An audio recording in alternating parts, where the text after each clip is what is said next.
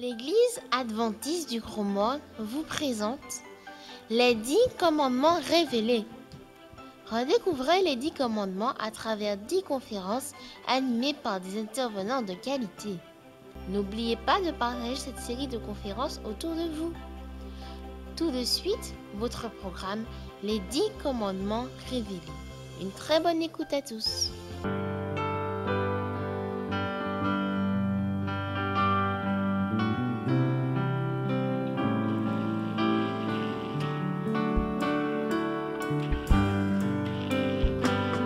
Nous voulons vivre pour sa gloire, comme les témoins d'autrefois, et lutter jusqu'à la victoire, sous le grand signe de la croix. Debout, debout, le Seigneur nous veut pour lui, pour lui. Debout, debout, oh consacrons-nous aujourd'hui contre le mal livre en bataille. Nous combattrons auprès de toi, sans qu'aucun jamais ne défaille, sous le grand signe de la croix. Debout, debout, le Seigneur nous veut pour lui, pour lui.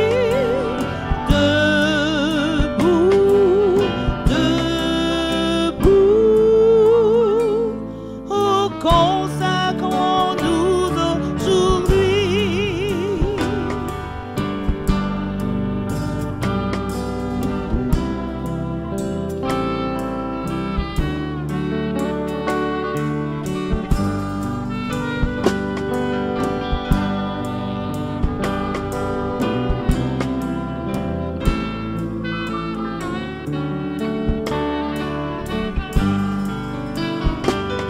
Oh, tous écoutez la parole, préparez le chemin du roi.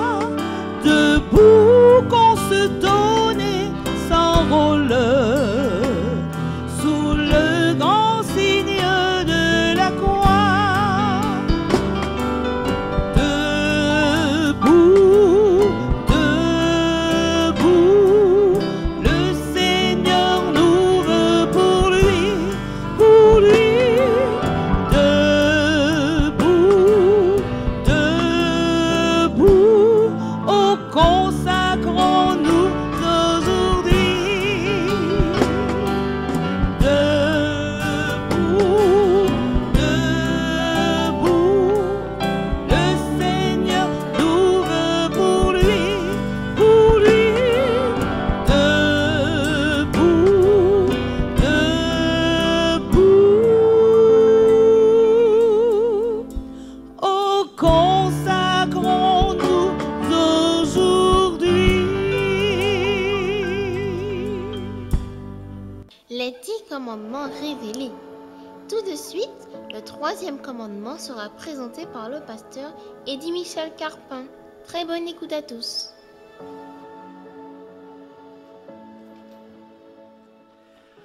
Bonsoir à tous, nous sommes vraiment très heureux de vous accueillir pour pouvoir poursuivre ensemble nos études autour des 10 paroles, autour des 10 commandements. Depuis vendredi, effectivement, je pense que vous suivez ces séries de réflexions qui ont pour but justement de nous permettre de mieux découvrir la volonté de Dieu, de nous amener également à découvrir si nous sommes peut-être dans le mauvais chemin, eh bien, nous inviter à revenir aux pieds de Jésus et à prendre de bonnes directions, parce que nous croyons que Jésus revient bientôt. Donc oui, ces paroles sont là pour nous aider, nous réconforter et nous permettre de toujours marcher sur les empreintes des pas de Jésus, suivre la volonté de Dieu pour que nous ayons la paix. La paix parce que Jésus est prêt, dans ces temps de trouble, eh bien, à venir dans nos vies, à nous apporter la lumière de sa parole et à nous dire qu'il est à nos côtés. Ce soir, donc, nous allons poursuivre, bien sûr, en reprenant ce texte qui se trouve dans le livre de l'Exode, au chapitre 20. Et voici ce qui est dit au verset 7. « Tu n'invoqueras pas le nom du Seigneur, l'Éternel, ton Dieu, pour tromper. Le Seigneur ne tiendra pas pour innocent celui qui invoquera son nom pour tromper. » Ce soir, donc, ensemble, nous allons essayer de redécouvrir, ou de découvrir pour d'autres, eh bien, ce que Dieu a voulu transmettre, ce que Dieu nous dit encore aujourd'hui au travers de cette parole. Je vous invite à incliner la tête et nous allons prier Dieu pour qu'il nous guide dans l'étude de cette parole. Notre Dieu et notre Père céleste, alors que, oui, nous avons déjà invoqué ton nom, mais là encore, nous demandons l'assistance de ton Esprit Saint, qui saura nous conduire dans ta parole, révéler à nos yeux ta volonté et nous conduire au pied de la croix de Jésus, là où nous trouverons la paix, le pardon, la réconciliation, et là aussi où nous trouverons la force de vivre selon ta parole. Viens dans nos cœurs et que toute la gloire te soit au siècle des siècles. Amen. Pour introduire notre réflexion, je vous invite à lire avec moi dans le livre de l'Apocalypse, le chapitre 4. En effet, dans le livre de l'Apocalypse, au chapitre 4, ici nous sommes transportés par Jean, qui lui a une vision grandiose de ce qui se passe, ce qui se déroule au ciel. Que voit-il au ciel? Le texte nous dit, oui, qu'il va voir un trône imposant. Il verra également quelqu'un assis sur ce trône. Et le texte va nous dire que cette personne ressemblait à des pierres précieuses. Je ne sais pas si vous avez déjà vu des gens qui ressemblent à des pierres précieuses. Alors tout d'abord, les pierres de jaspe. Alors c'est très intriguant parce que il y a plusieurs coloris parmi les pierres de jaspe. Or, le texte ne précise pas particulièrement la couleur, mais il dit que cette personne ressemblait donc, ce n'était pas, mais ressemblait, eh bien, à une pierre de jaspe. L'émeraude, pareil. Alors, il y a plusieurs couleurs. Il y a certaines qui ressemblent, ou de sardoine, pardon, qui ressemblent particulièrement à la couleur chair, mais il y a aussi d'autres couleurs. On a le sentiment, quand nous sommes face à cette scène, face à ce personnage, que la volonté de l'apôtre, et même dans la vision, c'est de ne pas définir la personne réellement qu'il est en train de découvrir. Il n'arrive pas, avec des mots que l'on pourrait comprendre, à décrire ce qu'il voit. Or, il voit bien un être, parce qu'autour de ce trône, eh bien, il voit également des êtres vivants, 4 êtres vivants, qui sont un peu particuliers. Ces êtres portent 6 ailes, et on voit également qu'il y a 24 anciens qui sont tout autour du trône. On voit également qu'il y a les 7 esprits de Dieu. Donc il y a une plénitude là autour du trône de Dieu. Et qu'est-ce qui se passe dans ce chapitre 4? Eh bien, on va découvrir que, par exemple, les êtres vivants vont dire constamment, jour et nuit, « Saint, Saint, Saint est le Seigneur, notre Dieu, qui était, qui est et qui vient. » Alors, je ne sais pas si vous avez essayé d'imaginer cette scène, mais ça veut dire que ces êtres-là sont présents devant Dieu et ils se prosternent et ils disent constamment « Saint, Saint, Saint est notre Dieu. » Lorsqu'on regarde encore dans cette scène, on observe que les 24 aussi anciens vont commencer à rendre honneur et gloire à Dieu, qu'est-ce qu'ils disent? Ils jettent leur couronne, ils se prosternent devant celui qui est assis sur le trône. Et ils disent au verset 11, « Tu es digne, notre Seigneur et notre Dieu, de recevoir la gloire, la louange, la puissance, car c'est toi qui as tout créé. C'est par ta volonté que tout était et que tout a été créé. » Donc il y a des êtres qui disent jour et nuit, Saint, Saint, Saint est le Seigneur Dieu, le Tout-Puissant. D'autres disent dans le même temps, eh bien, oui, tu es digne, notre Seigneur et notre Dieu, de recevoir louange, gloire, honneur et puissance, parce que tu as tout créé. Qu'est-ce que cette scène vous inspire? Cette scène m'inspire la scène qui se déroule dans Exode chapitre 20, d'une certaine manière. En effet, hier, on a commencé à dire que le peuple vient de sortir de l'Égypte. Dieu le rencontre là, dans le désert du Sinaï, et Dieu, à la montagne d'Horeb, veut parler, communiquer avec son peuple. On a le sentiment que Dieu veut lui dire qui il est. Il veut avoir une intimité dans la relation avec lui. Et Dieu va lui dire dans le chapitre 19, eh bien oui, vous êtes un peuple que j'ai choisi parmi tous les peuples. Oui, toute la terre est à moi, mais je vous ai choisi. Je vous ai appelé pour être un royaume de souverains sacrificateurs, de sacrificateurs plutôt dans le texte. Dieu a un objectif. Dieu a un projet pour ce peuple. Et pour que ce peuple puisse réaliser et accomplir la mission, alors il va s'engager dans une alliance avec lui, comme dans un mariage. Dieu va lui dire, ok, pour que tu atteignes cet objectif, cette vision, eh bien, voici les préceptes que je te donne. Premièrement, tu n'auras pas d'autre Dieu que moi.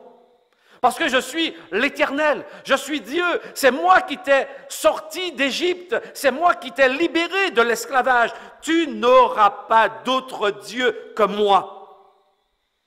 Et Dieu va lui dire, eh bien, pour être comme moi, pour me représenter, alors tu ne feras pas d'image taillée, de représentation. Parce que, en fait, je suis un Dieu qui ne ressemble à personne, qui ne ressemble à aucun concept que tu as appris auparavant. Je suis un Dieu différent. Je suis un Dieu sur lequel tu ne peux pas prendre le pouvoir. Donc non, tu ne feras pas d'image. Parce que faire une image, c'est aussi réussir à bloquer cette personne, la localiser, la figer dans le temps. Oh, je suis un Dieu, et vous l'avez vu tout à l'heure dans ce que ces êtres disent. Les 24, lorsqu'ils se prosternent devant Dieu, ils disent oui, tu étais, tu es et tu viens. Avez-vous déjà entendu parler de quelqu'un de cette manière? Tu étais, tu es, tu viens. En quelque part, ça échappe, ça invite, ça aiguise la curiosité pour se demander, mais quel est cet être extraordinaire qui est en train d'être adoré dans Apocalypse chapitre 4? Eh bien, ici, on va découvrir que Dieu va leur dire, non, vous ne pourrez pas faire de moi une image. Et c'est pourquoi tout à l'heure, même dans le Nouveau Testament, eh bien, lorsqu'on nous parle de Dieu, lorsque des humains sont en présence de Dieu, ils ne peuvent pas décrire. Et l'idée, justement, c'est de ne pas pouvoir faire de représentation. Parce que comment on pourrait représenter Dieu à partir de couleurs de pierre, de jaspe, de sardoine? Comment vous pourriez représenter, si vous aviez à me dessiner, est-ce que vous m'auriez dessiné ou est-ce que vous m'auriez décrit de cette manière? C'est une façon de dire, Dieu reste insaisissable. On ne peut pas le limiter, on ne peut pas le réduire à notre propre personne. Donc non, non, non, non, je t'invite, moi, eh bien, à ne pas entrer dans cette direction, parce que je suis un Dieu passionné dans mon amour, et toutes les fois où tu vas te tourner vers quelque chose, que tu auras fabriqué, quelque chose que, eh bien, qui pourrait te faire penser à moi, et devant laquelle, eh bien, tu vas te prosterner, tu vas te mettre à la servir, eh bien, tu vas sortir du projet que j'ai pour toi. Tu ne pourras pas me représenter, parce que je ne peux pas être réduit à une forme quelconque. Et troisièmement, Dieu va leur dire, bien, puisque je suis un Dieu à part, non seulement tu ne feras pas de représentation de moi, mais mon nom doit être particulier pour toi.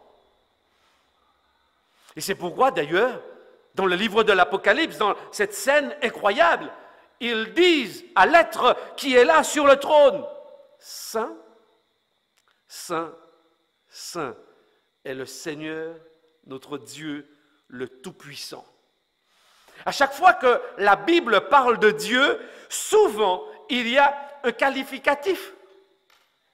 Dieu miséricordieux, Dieu compatissant, Dieu puissant, Dieu fort. En fait, oui, parce que, en fait, Dieu, dans la Bible, c'est un nom générique que les païens aussi utilisaient. Mais en fait, lorsque nous étudions attentivement le livre de l'Exode, on va voir que Dieu va aussi se révéler particulièrement à Moïse.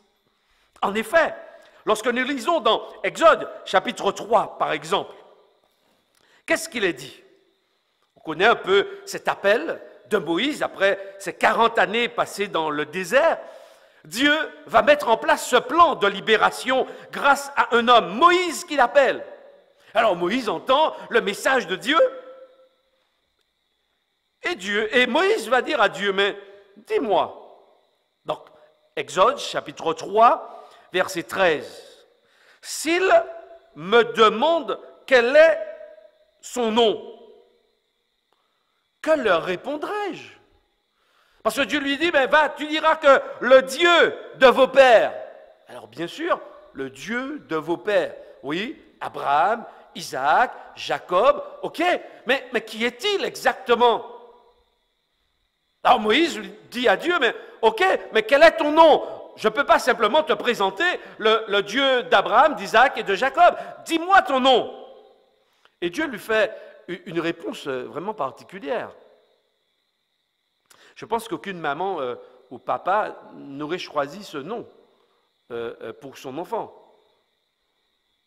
Le texte dit, Dieu dit à Moïse, « Je serai qui je serai. C'est ainsi que tu répondras aux Israélites, je serai, m'a envoyé vers vous. » Le nom de Dieu, c'est... Alors, on l'a traduit ici, je serai, mais en fait, c'est un tétragramme qui représente, au niveau de l'hébreu, le verbe être. C'est-à-dire que le verbe, c'est une façon de dire Dieu est, mais il a toujours existé, il n'est pas seulement au présent, mais dans la façon de le dire, il a toujours été présent, il sera présent, mais dans le futur aussi, il sera là. C'est une drôle de façon de se présenter à quelqu'un, de dire, oui, mais je serai, je suis là. Je suis, et ailleurs, dans d'autres traductions, d'ailleurs, cela a été traduit ainsi.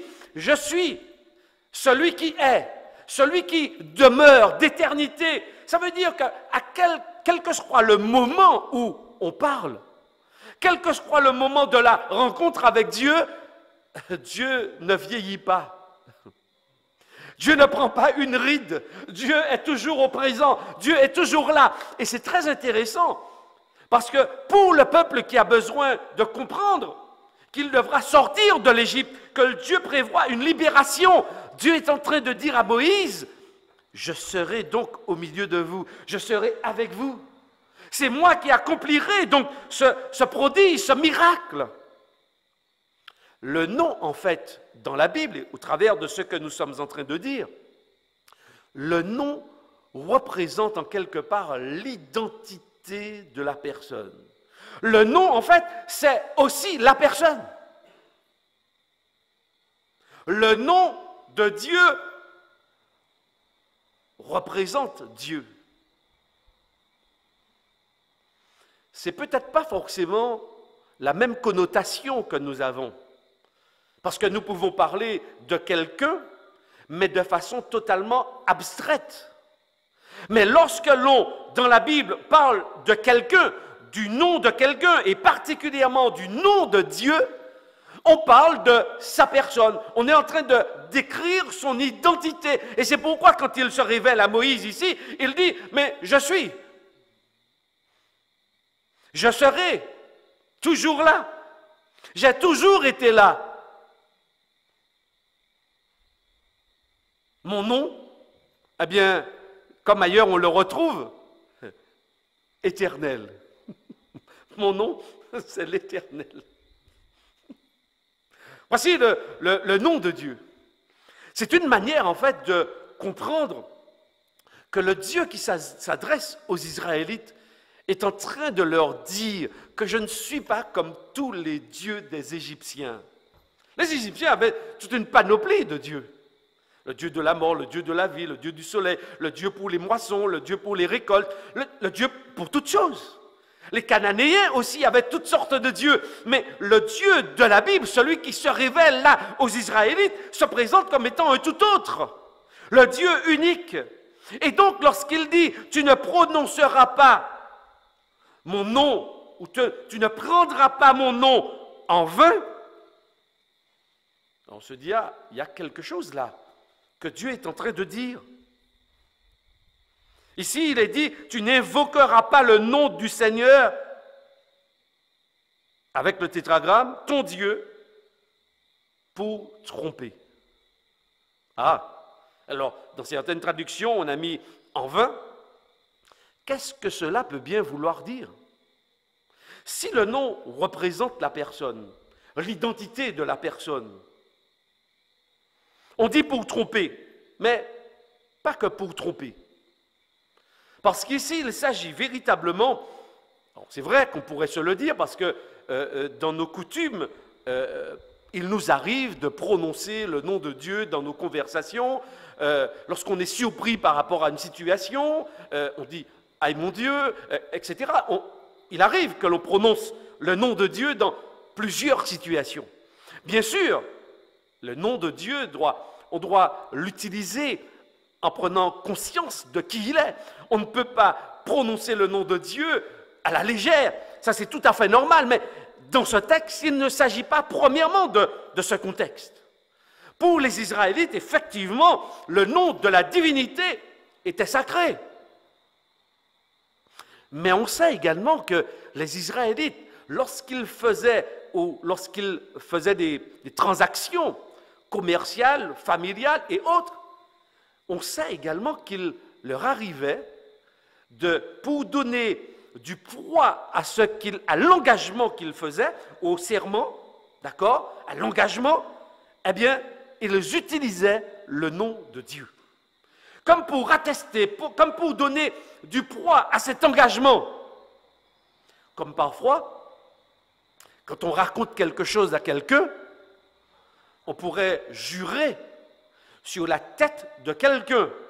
Mais quand on le fait pourquoi? C'est pour justement, en quelque part, dire à cette personne que nous ne sommes pas en train de mentir, nous sommes en train de dire la vérité. Mais en tant qu'être humain, nous pouvons dire ce genre de choses tout en mentant, tout en trompant. Donc en fait, Dieu dit attention. Lorsque vous faites vos engagements, lorsque vous prenez vos engagements, n'utilisez pas mon nom. Et d'ailleurs, dans le Nouveau Testament, qu'est-ce qui est dit en lien, à mon avis, avec ce passage? Lisons dans Matthieu chapitre 5. Qu'est-ce qui est dit dans Matthieu chapitre 5?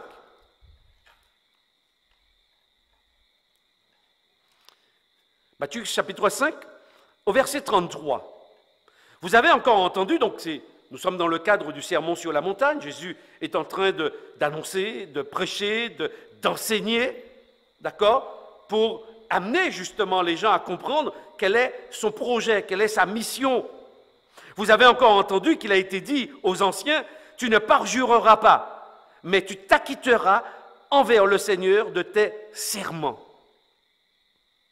Mais moi je vous dis de ne pas jurer du tout, ni par le ciel, parce que c'est le trône de Dieu, ni par la terre, parce que c'est son marchepied, ni par Jérusalem, parce que c'est la ville du grand roi.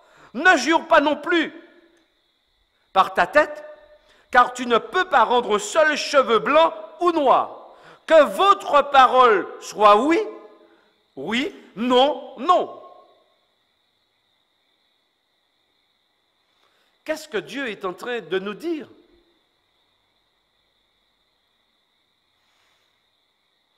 Dieu est en train de nous dire que nous qu'il a choisis, nous qu'il a appelés, comme il appelle le peuple d'Israël, il nous invite à entrer dans ce projet avec lui pour le refléter. En fait, oui, tout ce que nous devons faire dans notre existence doit être en conformité à la relation que nous avons avec Dieu. Nous devons donc être vrais. Notre parole, on ne doit rien y ajouter parce que c'est aussi notre engagement personnel. On n'a pas besoin de mettre le nom de Dieu dedans parce que c'est prendre un risque. C'est prendre le risque de ne pas pouvoir aller jusqu'au bout de sa parole. Mais c'est aussi une certaine manière de dire au peuple d'Israël, ne m'utilisez pas pour accomplir vos desseins. Le Dieu de la Bible n'est pas un Dieu qu'on utilise. Nous sommes à son service, mais il n'est pas à notre service. Il ne faut pas que les rôles soient inversés. En fait, oui, Dieu est en train de dire dans Exode chapitre 20, attention, je suis votre Dieu, je vous ai choisi. Mais de la même manière que tu ne vas pas m'enfermer dans le cadre de l'adoration, de la même manière, tu ne vas pas utiliser mon nom, soit pour faire du bien ou pour faire du tort à quelqu'un. Tu ne peux pas m'utiliser. Et donc oui, on comprend un peu mieux pourquoi Jésus plus tard dira que votre oui soit oui, que votre non soit non. Tout ce qu'on va y ajouter, c'est le malin. Et on est dans le cadre de Matthieu chapitre 5, versets 33 et suivants, on est dans le cadre justement du serment, des engagements que l'on est amené à prendre. Alors Dieu nous dit, attention, parce que là encore, vous prenez un risque qui peut être inconsidéré. Alors non, tu ne prendras point le nom du Seigneur ton Dieu pour tromper. Parce que le Seigneur ne tiendra pas pour innocent celui qui invoquera son nom pour tromper. Vous vous souvenez dans le livre des rois, chapitre 2 rois, lorsque Salomon va prononcer la prière, après la construction du merveilleux temple, il va dire, oui, Seigneur, lorsque nous viendrons dans cette maison sur laquelle ton nom est évoqué, il y a donc un lien étroit avec la personne de Dieu qui est représentée par cette maison. De la même manière, nous mettons des écriteaux. Nous mettons honneur à l'Éternel, etc. Cela veut aussi dire que tous les engagements que nous prenons ici, nous devons les tenir. Oui, oui. C'est-à-dire qu'on ne doit rien faire à la légère. On doit comprendre ce qu'on fait. Lorsque nous nous engageons dans une mission, nous sommes aussi Et quand j'ai lu, j'ai cherché un peu la signification du mot en hébreu qui est traduit ici par invoquer ou prononcer, il est aussi question de porter. Je me suis dit, mais tiens, c'est très intéressant, porter le nom de Dieu en vain. Je me suis dit, ouille, mais Dieu a appelé Israël et Israël portait son nom. Le temple, en quelque part, David a dit, pas David, Salomon a dit, mais ce nom, ton nom est invoqué dans cette maison. Et je me suis dit, mais nous aussi, nous disons que nous sommes des chrétiens. Et je me suis dit, mais ne sommes-nous pas en train de porter le nom de Dieu? Alors, qu'est-ce que cela pourrait signifier, porter le nom de Dieu en vain? C'est ne pas refléter, en fait, les caractéristiques de Dieu dans notre vie quotidienne. Et cela dans tous les domaines de la vie, pas seulement, et ici un peu dans le domaine commercial, familial. Mais est-ce que nous nous rendons compte de ce que Dieu nous invite à être? Parce que notez, l'introduction du chapitre 19 est essentielle pour comprendre la suite. Dieu a dit, oui, vous êtes un peuple à part. Vous serez saints parce que je suis saint. Dieu m'appelle donc à lui ressembler, à être porteur aussi de son nom. De faire attention, oui, lorsque je le porte, mais ce n'est pas... C'est un avantage de porter le nom de Dieu, parce qu'on est censé à ce moment-là, eh bien, le refléter dans tout ce que nous faisons. Oui, le oui de Dieu est oui. Le non de Dieu est non. Et donc Dieu nous invite, oui, à être comme lui. Alors, dans l'usage, effectivement, là c'est le contexte immédiat, mais de façon beaucoup plus large. On comprend que, oui, lorsqu'on porte le nom, par exemple, d'adventiste du 7e jour, cela signifie quelque chose. On est en train de dire quelque chose aux autres par rapport à ce nom que nous portons. Et toutes les fois, d'une certaine manière, où nous n'avons pas les comportements que Dieu souhaite, nous sommes en train de trahir. C'est pourquoi Jésus dira, toujours dans l'Évangile selon Matthieu, ce ne sont pas tous ceux qui disent « Seigneur, Seigneur » qui entreront dans le royaume des cieux. Parce que le texte précise, Dieu ne tiendra pas pour innocent celui qui invoquera son nom pour tromper. Et parfois, oui, nous pouvons tromper les gens. Permettez-moi de faire une petite parenthèse peut-être pour les plus anciens et rappeler aux nouveaux, eh bien, ce que signifiait être adventiste en Martinique. Lorsque, il y a quelques années de cela, on disait être adventiste, ce nom adventiste était synonyme de fidélité.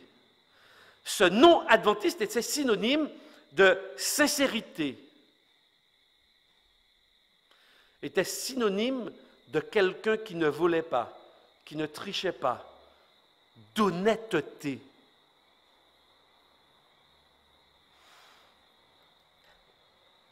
Est-ce qu'aujourd'hui, au XXIe siècle, au moment où je parle, nous pouvons dire exactement la même chose? Je l'espère. Je veux le croire. Mais porter le nom de Dieu, c'est ne pas le porter en vain. C'est le porter dans l'esprit de Dieu. C'est le porter dans l'esprit de la grâce, de l'esprit de la bénédiction reçue pour transmettre aux autres. Justement, nous sommes des porteurs de bonnes nouvelles. Et donc ceux qui nous côtoient, ceux qui nous rencontrent, ceux avec qui nous partageons cette bonne nouvelle doivent reconnaître également que nous portons correctement ce nom, ça veut dire que nous représentons fidèlement Dieu. Oui, Dieu, et l'apôtre Paul le dit, a choisi des vases fragiles, des vases vils pour porter son nom, mais c'est son choix. Mais ce n'est pas parce que Dieu a choisi des vases vils que nous devons demeurer vils. Ce sont des vases qu'il façonne. Ce sont des vases qui se laissent modeler dans l'image, dans le caractère de Jésus. Donc oui, porter ou invoquer le nom du Seigneur Jésus, eh bien, je dois être conscient pleinement de mon engagement vis-à-vis de ce Dieu dans l'alliance. De la même manière, dans le mariage, eh bien, il y a une transmission du nom. Et vous savez qu'il y a certaines familles, par rapport à leur nom, ils ne veulent pas que leurs enfants se marient avec n'importe qui. Parce que ce serait affaiblir le nom, ce serait le rendre vil.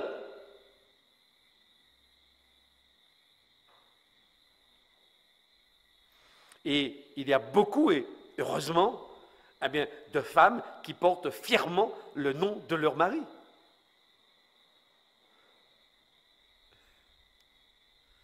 Et c'est formidable, bien sûr. Mais le porter fièrement, c'est aussi lui demeurer fidèle. Le nom n'est pas si abstrait que ça. Le nom est lié aussi à la famille. C'est porter les valeurs de la famille. Et oui, quand on dit Eddie Michel Carpin, on ne me voit pas seulement.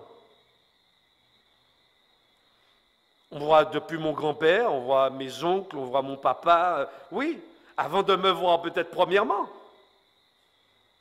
Et on regarde aussi par rapport à ce qu'on a connu de cette famille, si moi je suis un digne représentant de ce nom. Eh bien, quelque part dans ce texte aussi, lorsqu'on le pousse un peu plus loin, eh bien, on comprend que Dieu demande et dit à ce peuple, écoute, tu seras porteur de mon nom. Et donc, c'est moi qui te communique la force. C'est moi qui vais te transformer pour que tu portes ce nom partout. Le nom de l'Éternel, le nom de « Je suis ». Ce peuple donc devra fonctionner dans la paix, dans la joie, dans la sérénité, parce que « Je suis » est là avec eux. « Je suis » les accompagne. « Je suis » est toujours là. Et Dieu les avait placés dans un carrefour pour que tous ceux qui les observent reconnaissent et se disent, mais ce peuple honore un Dieu incroyable. Parce qu'ils étaient censés porter le nom de Dieu. De la même manière, mes chers amis, Dieu a besoin d'hommes et de femmes qui portent son nom fièrement. Des hommes et des femmes, des jeunes qui se consacrent, qui se donnent pleinement à Dieu, qui donnent à Dieu vraiment la première place dans leur existence. Des hommes, des femmes, des jeunes qui ne se laissent pas porter par leur culture. Certes, ils doivent la connaître, mais sont d'abord imprégnés de la culture de Dieu, de l'amour de Dieu, de sa compassion et de ce désir de le servir partout où ils iront. Alors, toi qui m'écoutes ce soir, est-ce que tu es prêt à entrer dans cette alliance avec Dieu? Alors je crois que tu l'es. Quelle que soit ta vie, quel que soit ton passé, sache que Jésus est là, il t'attend. Ce Dieu qui a accompagné le peuple d'Israël. Oui, ils étaient loin d'être parfaits, mais Dieu les a appelés pour accomplir une mission. Il leur a donné le cadre dans lequel ils devaient grandir pour pouvoir refléter son nom, refléter sa personne. Alors oui, si peut-être tu n'es pas encore engagé avec Jésus, tandis que tu écoutes peut-être ces conférences, le Seigneur t'interpelle, t'appelle. Alors tu peux prendre ton téléphone et composer au 0696 29 84 63. 29 84 63, c'est un portable. Et quelqu'un pourra recevoir, accueillir ton message. Si tu ne veux pas parler, tu peux envoyer un message. Et on pourra te répondre. On pourra venir te visiter, on pourra venir prier avec toi. On pourra peut-être, à la lumière de la parole de Dieu, eh bien, te montrer qui est vraiment ce Dieu qui t'appelle et qui t'aime tant. Mes chers amis, mes frères et sœurs, quel que soit notre cheminement avec Dieu, aujourd'hui encore, il m'appelle. Aujourd'hui encore, il t'appelle. Parce que la mission confiée au peuple d'Israël nous a été confiée à nous tous. Nous qui recevons ce soir ce message, nous qui croyons et confessons le nom de Jésus, il nous appelle et nous aussi, certainement, nous avons besoin de nous reconsacrer à lui. Nous avons besoin de le laisser façonner nos vies pour que nous soyons ses lumières, pour que nous soyons ces porteurs de son nom. Et lorsque vous lisez dans le livre de l'Apocalypse, le nom de Dieu, Apocalypse 14, est écrit sur le front des vainqueurs. C'est incroyable que le nom de Dieu soit inscrit sur le front des vainqueurs, Apocalypse 14. Oui, sur la montagne de Sion, ceux qui sont vecteurs de la bête, du faux prophète, du dragon, seront debout victorieux, portant le nom de Dieu et celui de l'agneau sur leur front. On comprend bien que ce n'est pas un nom écrit, mais ce sera les traits de caractère de Dieu lui-même. Oui, invoquer Dieu, c'est croire et comprendre qui il est véritablement. Porter le nom de Dieu, c'est se laisser façonner et transformer. Alors oui, Jésus t'accueille ce soir avec la même grâce, avec le même amour dont il a fait preuve pour ce peuple d'Israël. Alors certainement, tu veux remettre à demain, mais c'est ce soir que Jésus t'appelle. C'est maintenant, c'est aujourd'hui. Demain, tu ne sais pas, mais aujourd'hui, au moment où tu entends cette réflexion, Jésus peut-être touche ton cœur. Il te dit, mon enfant, j'ai besoin de toi. Je t'aime. Je t'offre mon pardon. Alors, ce soir, surtout, n'hésite pas. N'hésite pas à saisir la main de Jésus. N'hésite pas à le laisser entrer dans ta vie pour que toi aussi, tu sois un porteur du nom de Dieu. Ce soir, oui, tu peux appeler au 29 84 63. Et là, tu pourras trouver du monde qui va pouvoir t'accompagner. Mais tandis que tu es là en train de choisir, j'aimerais aussi t'inviter à prier avec moi, quel que soit là où tu te trouves. Je t'invite à répondre favorablement à l'appel de Dieu, à le laisser entrer dans ta vie. Peut-être que tu n'es pas baptisé, peut-être que tu ne connais pas grand-chose sur l'adventisme, mais tu veux cheminer, tu veux prendre aujourd'hui la décision. Alors, il n'est pas trop tard. Appelle, parce que c'est aussi l'appel de Dieu pour toi. Alors, saisis cet appel, laisse-toi toucher par sa grâce, par son amour. Oui, aujourd'hui, c'est encore temps de grâce. Aujourd'hui encore, c'est le temps favorable, c'est le temps du salut. Alors aujourd'hui, n'hésite pas, ouvre-lui la porte de ton cœur. Et quel que soit ce que tu as appris, quelles que soient les connaissances que tu as, Jésus est celui dont tu as besoin.